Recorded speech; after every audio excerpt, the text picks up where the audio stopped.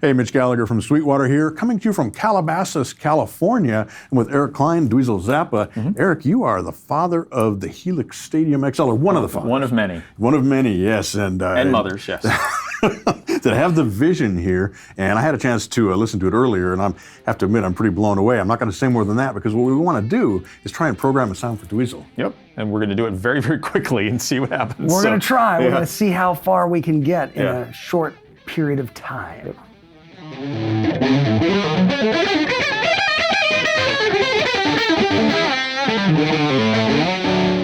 So let's do a recap through the magic of digital editing. We've spent some time here dialing in the sound that you wanted. And basically what we have is two different Marshall amplifiers, one lower gain, one higher gain, panned somewhat left and right. And we've got different speaker cabinets on those, different mic selections, two mics on each one pulled back in one case, and different styles. And then you've got your clean piezo going through the 3-band limiter, or compressor, dynamics control. And that's all coming out as a stereo blend then. So do you want to start with the clean piezo? Yeah, let's hear that, and then we'll start making choices after that. Cool. So it gives you this difference in the top end brilliance, you know. So anything from 4K above, you start to get this nuance in your playing that can be very effective, especially for lead sounds and sometimes for kind of chords like. You get this really top end brilliance that is useful, but we need to hear the sound blended with the amps, and we also should probably hear each amp, left side, right side, with no piezo.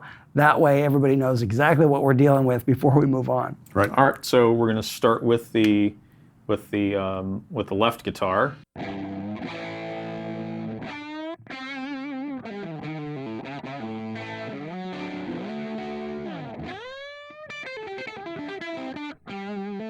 So this is a sound that I would think of as being not really a lead sound, but when I blend it with a sound that has even more gain, then what I have is an attack on one side and a blooming of a sound that has more gain on the other side. So in the stereo spectrum, you'll kind of feel it pull to one side or the other, which becomes interesting, especially when you're playing. And when I have in-ears in, I can hear this interplay, and I kind of work off of that. You want that push and pull. Yeah, I want to feel like there's something there that I got to work at. But when we add the other side in, it becomes easier to play. And this is just the other side. Yeah.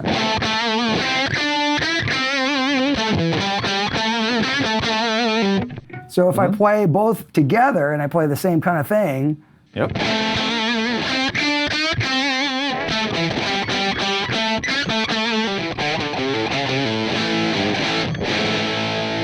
It's a cool thing because I get a little bit of both, because I can do things that are like this.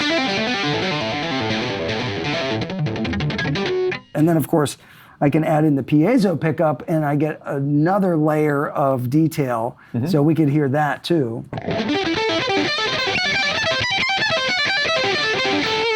So it has this top end nuanced detail that helps me sometimes when I'm doing things that need to speak more clearly. You need to have better definition. Yeah. Yep. But it's there in the really high frequency range instead of further down, which could make it actually harder to play. You know, this just gives you that crispness in the top that can be very effective.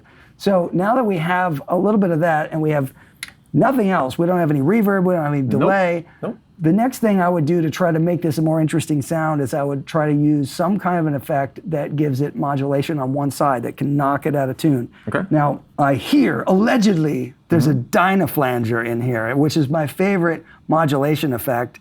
And for people that don't know, really what it is doing, especially the way my dad used it, is it would make the pitch go up, and then it would go below the note and then back to pitch. So it goes sharp, flat, and then back. So ideally, it's doing that based on how hard you're hitting the string. Yep. And it's not an LFO, which is just a very constant thing. So when people are trying to make a modulated sound, often they just rely on a chorus or something that does have an LFO that's a very predictable thing. But a Dynaflanger was created to react to the dynamics of what you're playing and then knock it out of tune and back to pitch based on how you're playing. So I want to you're the Dynaflanger expert. Which path is this typically put let's on? put it on the side that has more gain, so on the right side. All right. Do you want it before or after the gain? It should go in front of the amp. All right. Okay. So let's move the amp and cab back. Modulation. Dynamics flanger. We want it mono because it's Only on before one the side. amp. So control select. We want the envelope. Right. We want Which should be based on the input. Go to, something really short, like 5 milliseconds. And we need 0 feedback.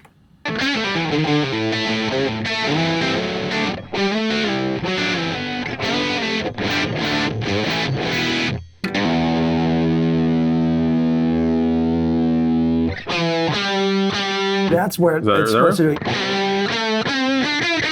Oh, there's your pitch. So if you hear one note, see how it goes, meow. Yeah. Yep. Now put the other amp on. Are we close here? Because we could also invert the tracking too. Well, for or now, we're normal right now. Or is it better to invert it?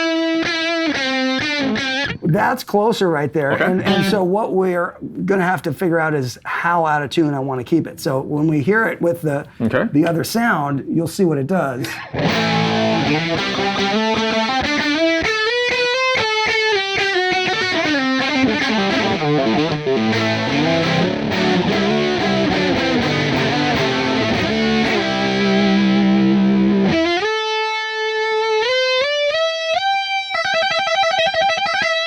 See how it does that? It sounds like it's doubling it based on how I'm playing.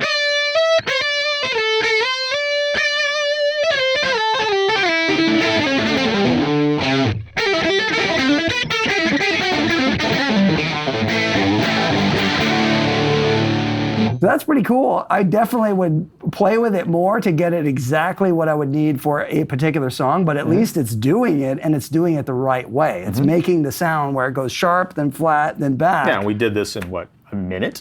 Yeah, and most of the time, anything that is trying to do this, even if it has the capability, it's hard to understand what it is that's making it do the thing. And even though it was labeled in a way that is not what I'm used to seeing, we still made it happen, and it did it in an authentic way. So far, everything about the way this works in terms of the visual presentation and what you have access to in terms of the knobs, I think the layout is really good. So a professional would really get into it, but somebody that is just really into making cool sounds and having it at their fingertips, this is a great platform. I really like all the things I'm seeing because it does make it user-friendly visually, and then it's sounding good to me. So there's definitely more that we could do. We could try to put like a reverb. I'd like to hear a reverb on this and have like at least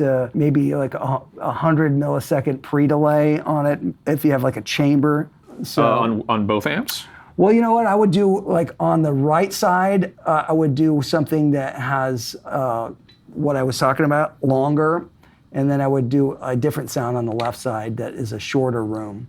All right, so what do you want the pre-delay on the, say, the right side? The right side, let's make that 100 milliseconds.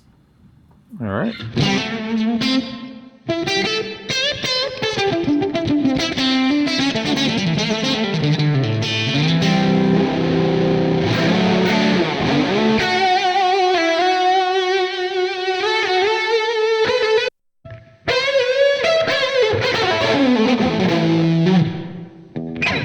That's cool. So we're going to just put that on the right side.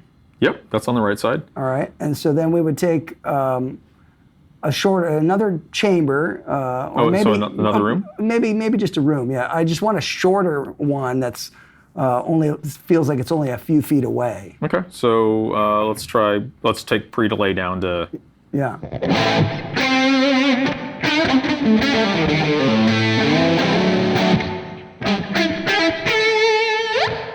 What I'm trying to do is have, maybe we'll turn the delay up on the left side, so we get, and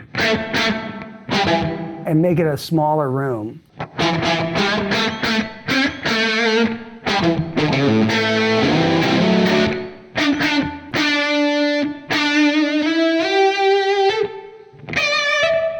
All right.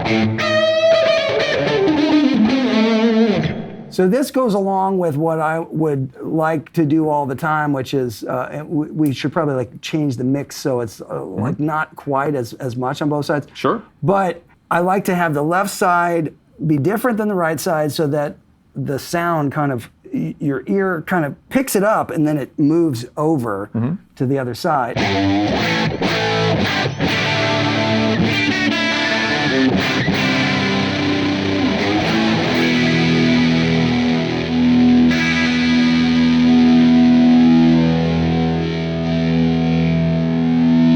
It's pretty cool.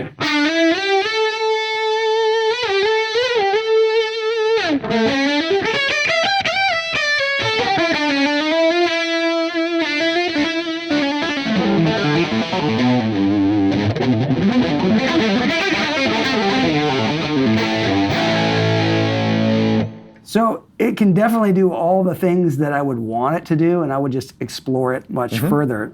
So I'm definitely going to want to play with it, and then maybe even make my own presets and IRs and all that kind of stuff. Yeah. Spend more than 5 to 10 minutes we've been doing this. Yes, exactly. Dig in deep. There's a lot of depth there to go into. For sure. I think people are going to love this. Dweezil, thanks so much. Thanks for having me. Always great to see you.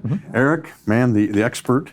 No. So fun being able to make the sound with the man who makes the sound. It's fun. This is fun. Thank you, Dweezil. This Thank is great. Yeah, this has been a great time. Now, if you have any questions at all on Helix Stadium XL, the accessories, anything that goes with this, head over to sweetwater.com, or better yet, contact your Sweetwater sales engineer. They have all the answers for you. Thanks for joining me, guys. And thank you for joining me at Line 6 HQ in Calabasas, California. I'm Mitch Gallagher from Sweetwater.